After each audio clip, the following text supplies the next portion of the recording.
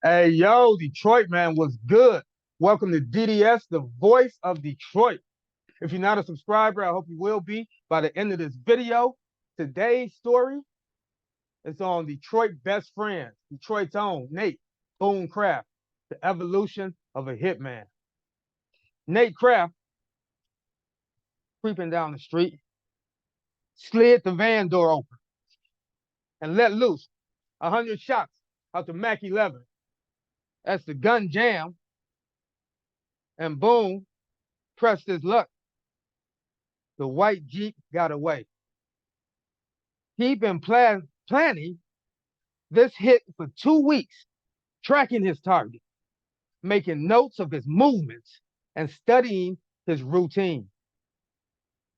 If a guy on his list had the same routine for 2 days running, Boone normally got him on the third.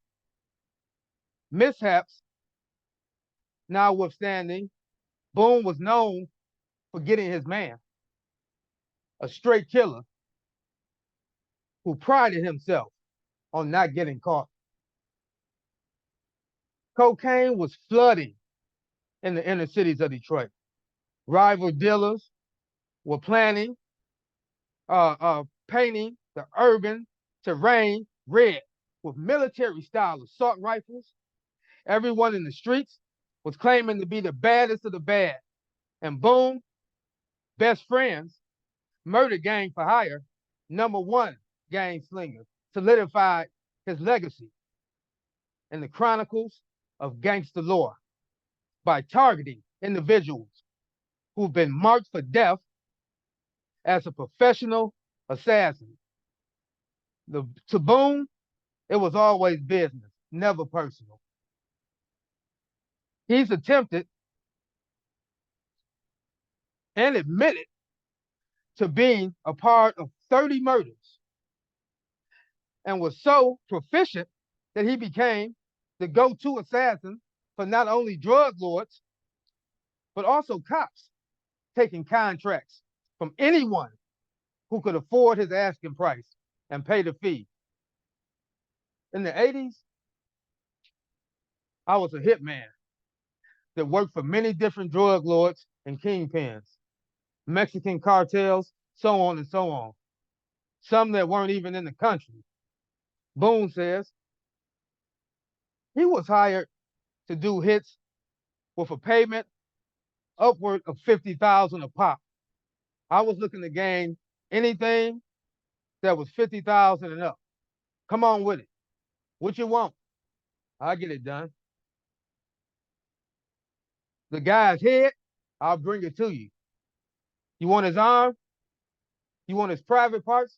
I'll put it in a duffel bag and sit it on your kitchen table. A ruthless killer and muscle for hire who began, who had no regard for human life. Boone was one of the most feared men in Detroit. Newspapers called his gang the best friends, enemies of organized society in Detroit. And prosecutors said their reign of terror kept the entire city in constant fear. By the end of the 1980s, Boone's reputation was as formidable as any in the city's stories anyone in the underworld has ever witnessed. His mercenary mentality saved him, well, his mercenary training made him a master at his craft. Detroit True Crime Chronicles, Tales of Murder and Mayhem in the Motor City says, in truth, he was by many, both on the street and among authorities, as more monster than man, almost like a real life character from a horror movie or comic book. Bernstein adds, Boone was the original, Boone was the criminal other criminals feared, the killer that other killers respected. If they saw him coming, it was time to go the other way.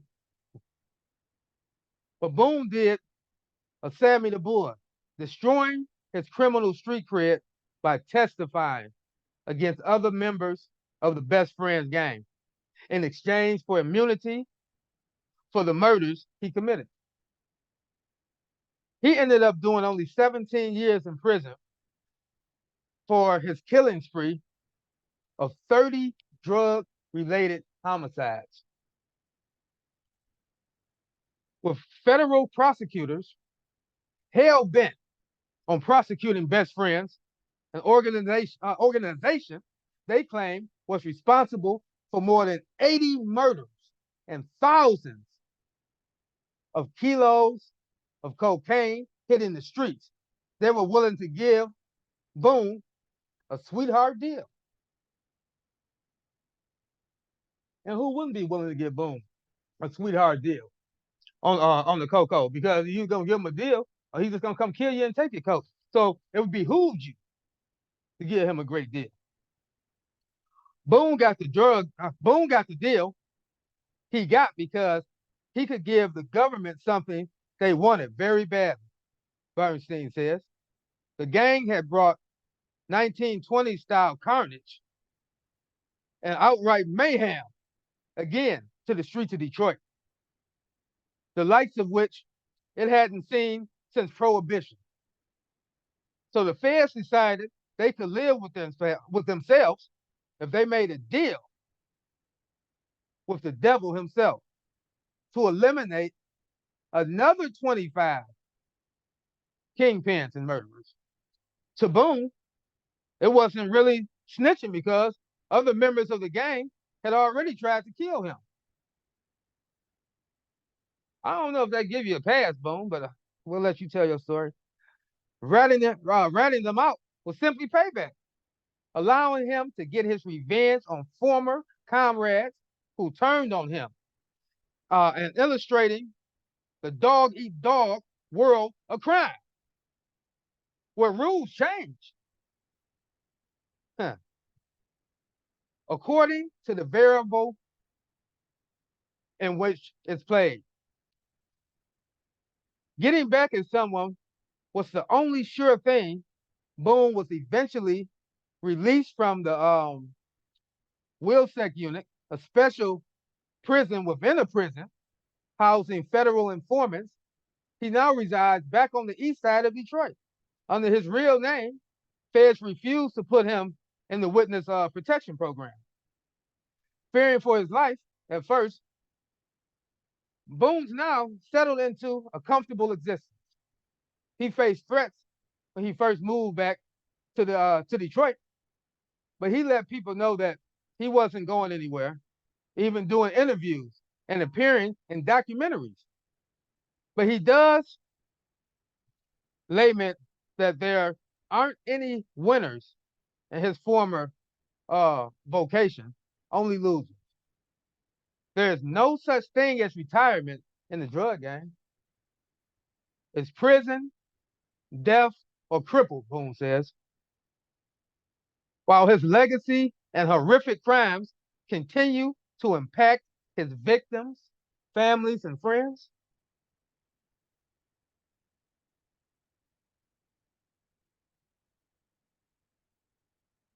he remains one of Detroit's #1 hitman and a folk legend, a urban legend, a myth, a mythical figure in Detroit, a living legend, a legend of death. I want to thank everybody for coming out. Thanks for all the love and support from my DDS family. I love you guys right back. If you're not a subscriber, hit that subscribe button now so you don't miss out on any upcoming content. Once again, man, DDS the voice, man. See y'all next time.